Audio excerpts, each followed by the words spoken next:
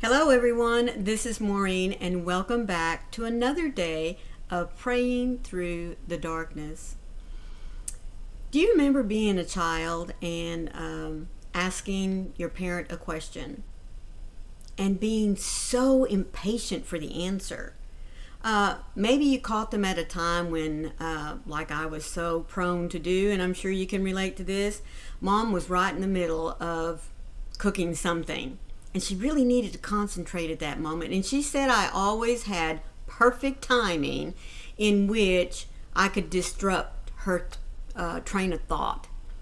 And of course, being a child, when we ask a question, we want an immediate answer. And it's still kind of that way today, isn't it? I ask the question, you answer me. And how many times have you said that to your own children? Answer me. Oh my goodness. But do we ever use that kind of tone with God? And how often do we do it? And why would we use that tone with God? Answer me. I'm coming to you for help. Answer me. Today we're going to look at a particular verse from chapter 38 in the Psalms, in which David acknowledges that even in our most stressful times, God will answer us. We don't have to shout at Him. We don't have to demand an answer. All we have to do is put our faith and trust in that no matter what it is that we bring to Him, He is going to answer us. It will be in His own time. And sometimes that answer may be silence. But before we get into today's devotional, let me remind you that my devotionals for 2025 come from this little blue book that's put out by Broad Street Publishers titled 365 Days of Prayers and Devotions for those of us that suffer with depression and anxiety. Now remember, it's not just for those that suffer with it all the time, but every one of us has to admit that every once in a while we will hit a bump in the road and the stress of life can take us down. So this little book is just a reminder of when we get stressed, when we fall down into the valley and just can't seem to climb ourselves out, God is always there. So if you would like to have this book for your own enjoyment, there is a link for you down in the description box in which you can go and purchase your own copy. Now, our verse for today comes from Psalms 38, verse 15. I hope in you, O Lord. You will answer, O Lord my God. Now, there's a little bit of backstory here in this Psalms. If you remember, David rose to be king of Israel. He was chosen by God. And as long as he walked, followed God's instructions, took care of his people, remained a good king, God showed favor on him. But David, at one point, allowed lust, allowed evil to enter his life. And when he succumbed to the lust of wanting another man's wife, and even to the point of making sure that he could, what's the word I want? Anyway, cover up his lust, he sent him off into battle and made sure that he would be killed while he was there, so that he could justify having the man's wife. But that's where sin entered his life. And God let him know that this was not right. David immediately was consumed with, you know how it is whenever we sin. We become down. We want to hide ourselves away from God. We want to possibly even just ignore it, forget it. But in doing so, this began to eat on David. And he got to where he became paranoid. He was just in dark depression and despair because of the sin that he allowed to enter his life. And it got so bad that he saw enemies all around him.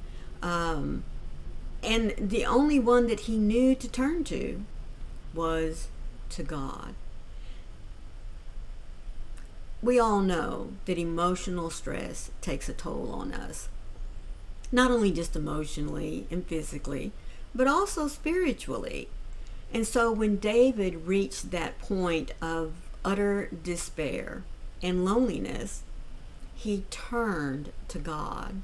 And in this very opening part, I hope in you, he was telling God that I am placing all of my faith and trust in you, my God.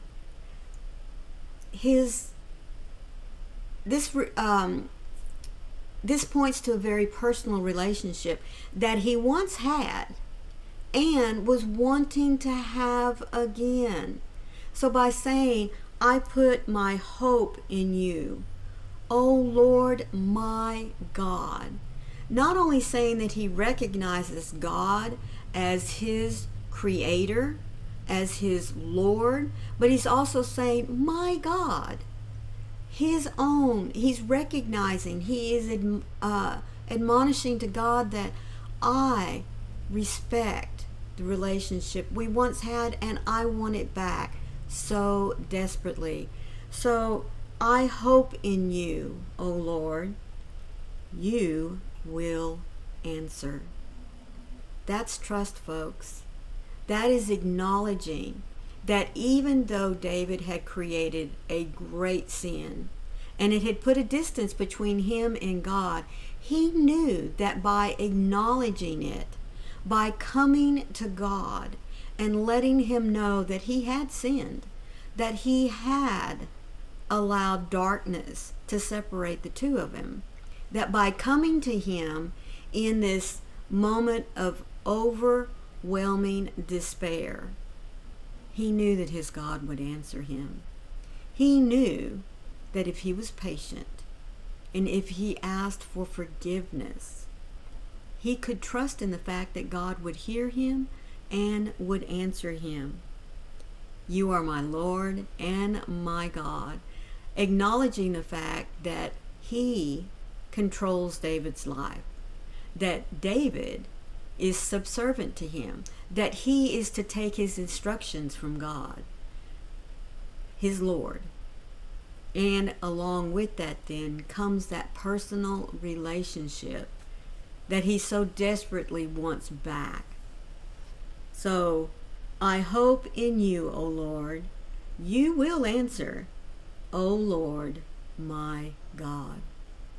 Isn't that wonderful? Isn't it wonderful to know that no matter what we do, God is sitting there waiting for us, number one, to call on him, to acknowledge that we invited this sin in to separate us from him. But folks, that separation, that length of time that we allow that sin to be there is dependent upon us, not on God. God loves us no matter what. We just have to trust and believe, to have the faith that by coming and acknowledging before him that we have sinned, that he's going to forgive us.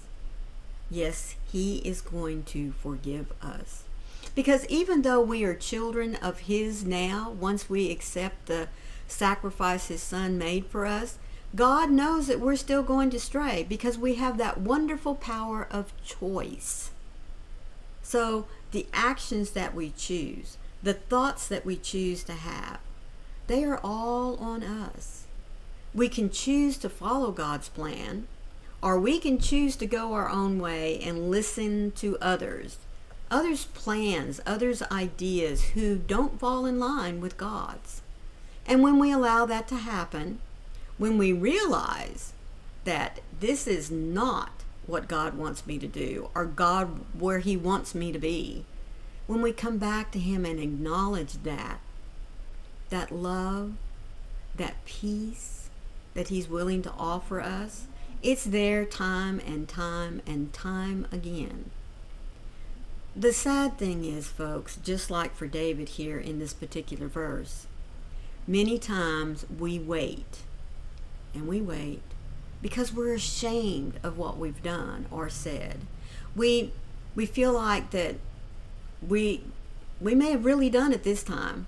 This is just so awful that God's not going to love me anymore, that God's not going to hear me. But folks, that's not the case. No matter how far we stray, no matter what big a mess we get ourselves into, God loves us.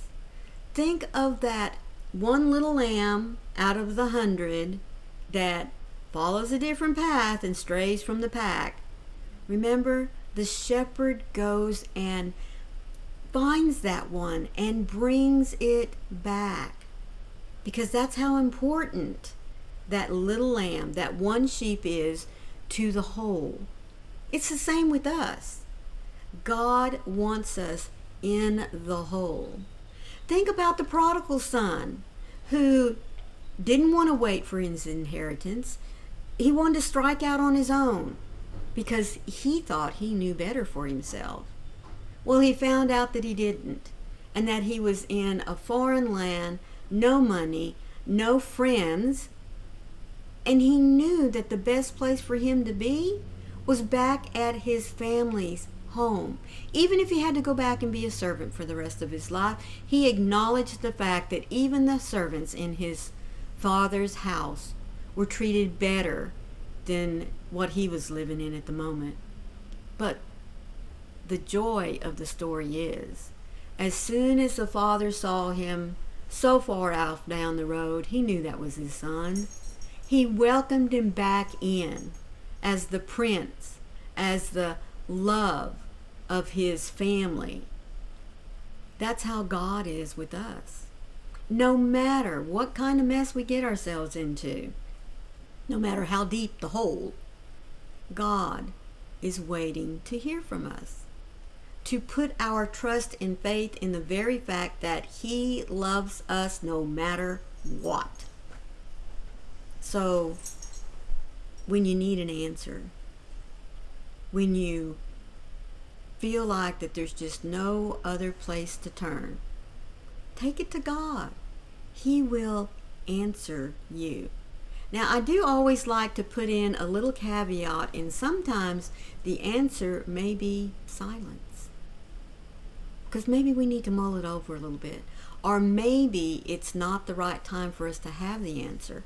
But that should not keep us from taking everything, the good, the bad, the really ugly, to God, because that's what He wants to hear. All of it. Father God, the Psalms hold such a wide range of emotions, and I can identify with most of them. You can handle all of my complicated feelings, including the ups and downs of disappointment and joy. There is nothing I experience that is off limits for you. I can freely express myself without the fear of judgment. I have a limited scope, but you see everything, and I can find courage in your confidence. Sometimes I feel like I might be too much for you to handle. As I read through the Psalms, help me to bring all of myself to you without worrying that I am overwhelming you with my emotions. I know that you will answer me just as you answer every cry of those who call out to you. Lord, I come to you with everything I've been carrying. I will not hide my feelings from you today, so here I am with all my baggage. I trust that you will answer me every time I call on you. Don't let my heart sink into despair, for I need you now. Isn't it wonderful to know that no matter the chaos, No matter how bad the situation may seem to us, it's nothing to God. He can handle it all. All we have to do is lay it before His feet and wait for Him to answer me, to answer you, to answer us. I hope that you've enjoyed today's devotional. Please remember to leave me a little thumbprint, that little like button, and I would love to hear how many times have you waited until you just felt like there was nowhere else to turn but to God. I can tell you, more than I can count have I waited that long. And folks, I'm just going to put it out there. You and I both know that we shouldn't carry burdens all by ourselves. It is always such a relief to take it to God, because then the burden is not that heavy. The sin is not so great that God cannot but love us. If this was your first time here, please, all I ask is that you hit that subscribe button and then look for that cute little bell that has the hugs on the side, because it'll let you know every time I upload some content. Always remember that when the darkness of doubt, anxiety, wishes to crowd in and rob you of your joy or of the plans that God has for you today, don't let it. Reach out. He is waiting to take your hand and lead you out of the darkness. And remember, I love you. I'll see you tomorrow. Bye.